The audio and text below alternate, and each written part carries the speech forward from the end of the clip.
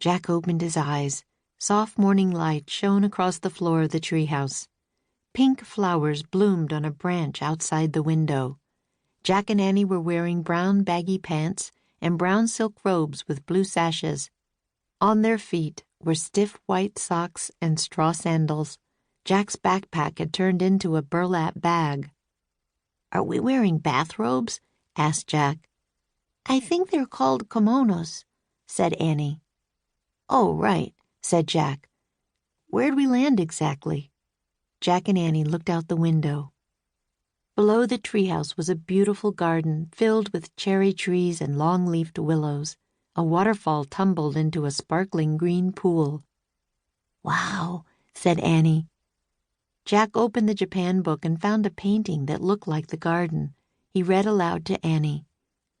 "In the 1600s, the imperial garden surrounded the imperial palace in the capital city of Japan. The city was called Edo.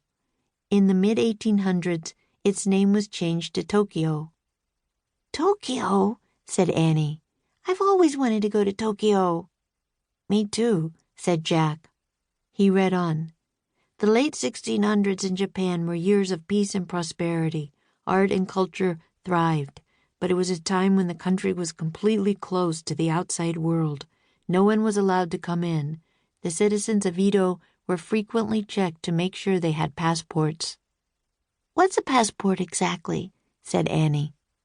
"It's an official booklet that says who you are," said Jack. "It also lists the different countries you travel to." He read more. Anyone who did not have a passport was considered a spy and punished severely. "Uh-oh," said Annie. "We don't have passports." "Yeah, that's a problem," said Jack. "Hey, what if we use the wand of Dianthus to make passports?" said Annie. "Good idea," said Jack. He peeked inside his bag. Good, the wand of Dianthus was there. Wait, said Annie. "We can't. Remember the rules. We can only use the magic wand for the good of others." "Oh, right," said Jack. "And we have to try our hardest before we use the wand," said Annie. "We haven't tried anything yet," said Jack. "I guess we should just start looking for a secret of happiness and hope no one catches us," said Annie. "Shh," said Jack. "Listen." A bell was ringing in the distance. The ringing grew louder. Then came the sound of horses. Jack and Annie crouched down. They raised their heads just high enough to peek out the window. Through the flowery tree branches, they saw a small procession coming through the garden. The man leading the procession was ringing a bell.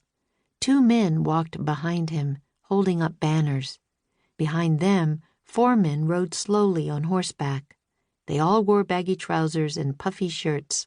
Their heads were shaved, except for knots of black hair. Each had 2 swords, a long one and a short one, hanging from his belt.